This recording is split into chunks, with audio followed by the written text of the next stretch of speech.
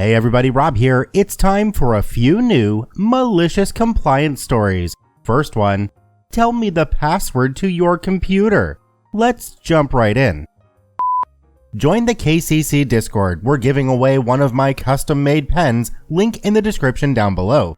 And if you haven't already, please consider subscribing for more daily Reddit stories.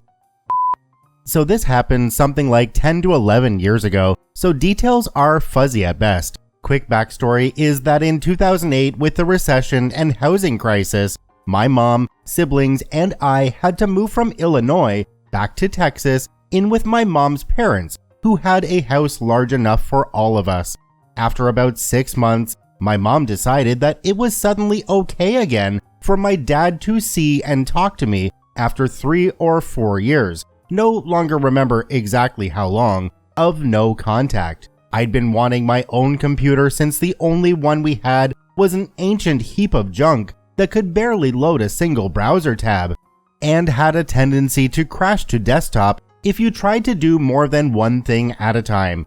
Also, it was shared between me and my 2 brothers when it did work, and I really wanted something that worked and was my own. My dad, being the exact opposite of all those usual baby boomer memes where they know nothing about technology, is very much a technology and computer guy, decided to build me a desktop computer for my birthday.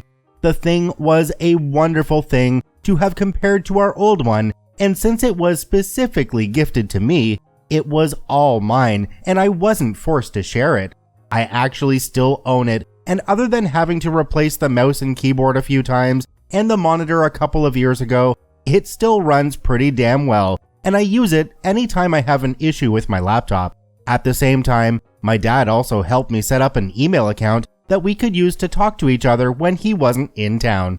Anyway, my mom also loved the thing because it was better than her laptop and managed to get the password to it at some point in time, and decided to go snooping through my email account and read through everything I was sending to and from my dad. It was a lot about school and complaining about some of the stupid shit my mom was doing, so basically the usual preteen stuff. She was not happy about me complaining about her to my dad, and for a while, there was a big mess about the emails and my computer, and her forcing me to give her access to everything. After a while, she either forgot about it or stopped caring or something, and I got away with changing the passwords to everything, computer, email, etc. somehow.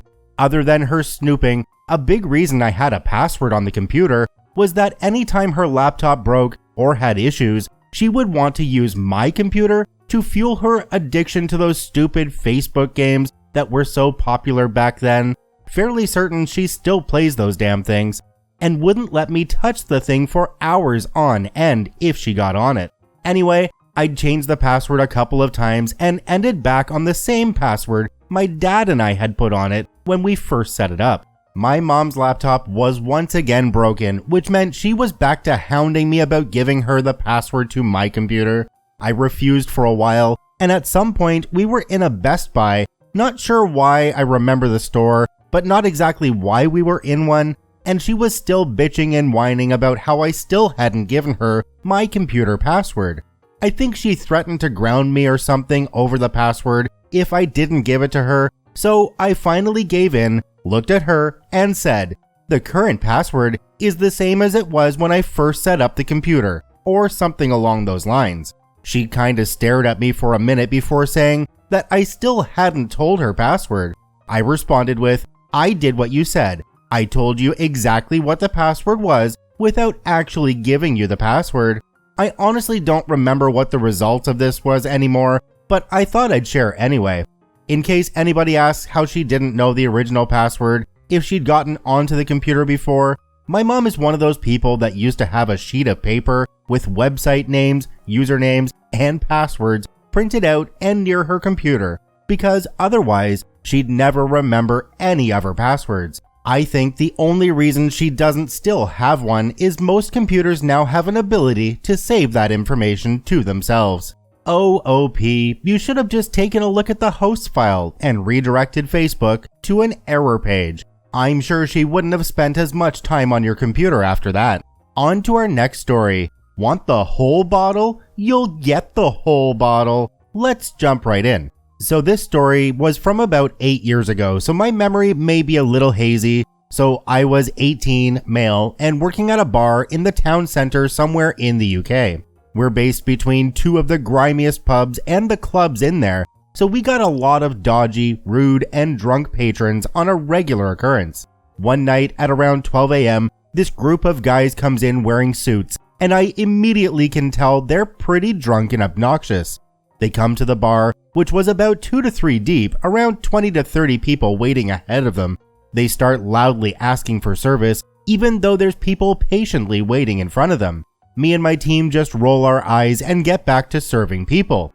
I get round to serving them and they all shout, "Finally, some effing service, what took you so long?" I just ignored that comment and asked what they wanted. They then started talking amongst themselves like they didn't have enough time to work this out while waiting.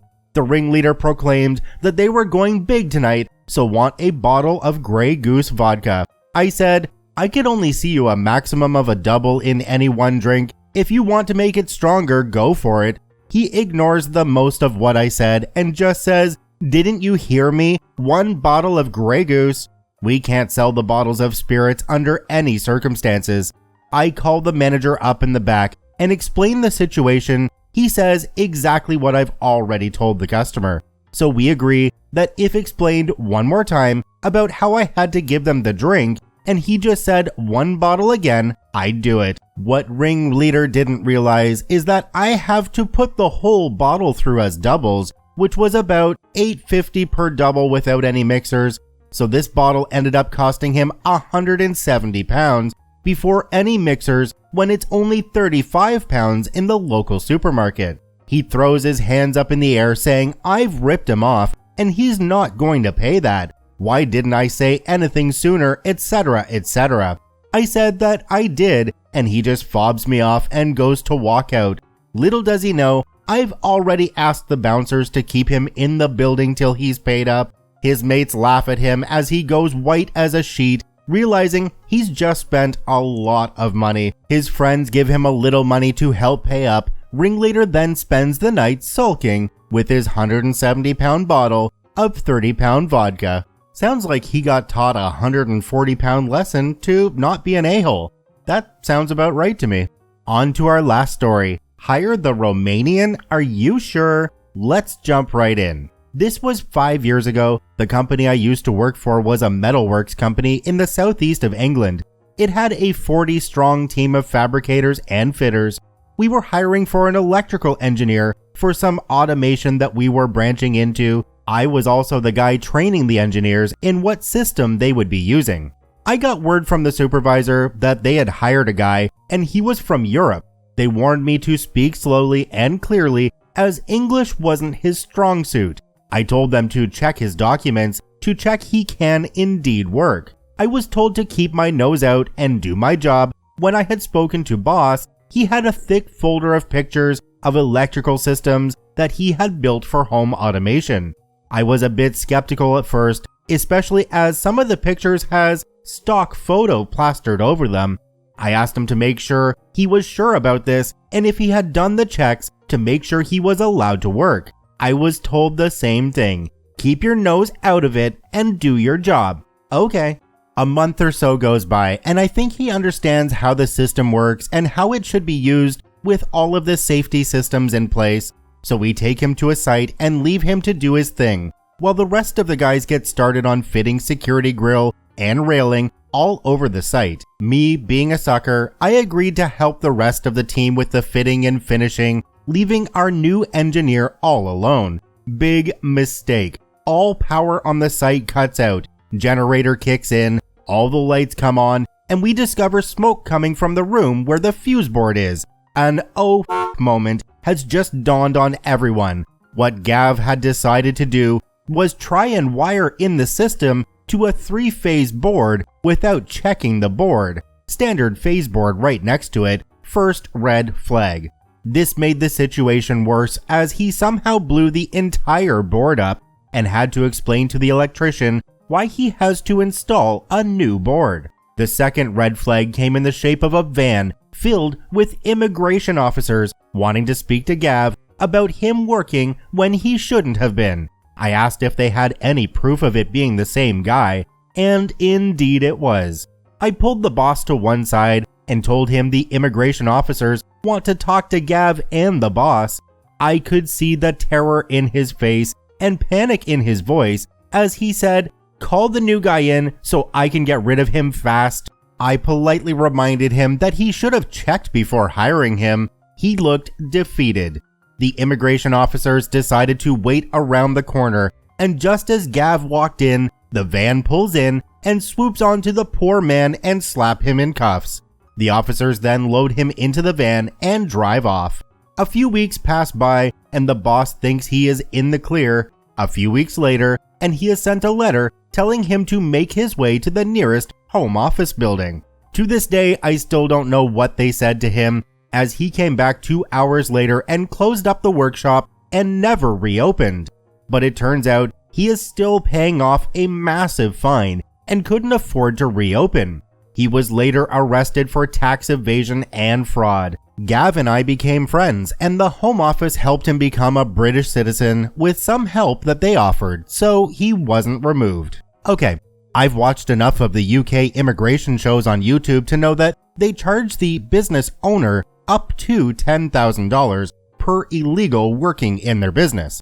I don't think a $10,000 fine would bring down a whole business. It really depends on how much of a bad spot the owner's in, but I think in this case there were probably a lot more illegals working there, and it just all came together and buried the business owner. I'd like to thank all 3 OPs for posting their stories to the Malicious Compliance subreddit. You can visit them at the links in the description below. Please go there and give them an upvote. Once again, this is Rob from Karma Comment Chameleon saying thanks for watching. If you enjoyed the video, please hit that subscribe button, drop a like, and share it with your friends, and we'll see you in the next one.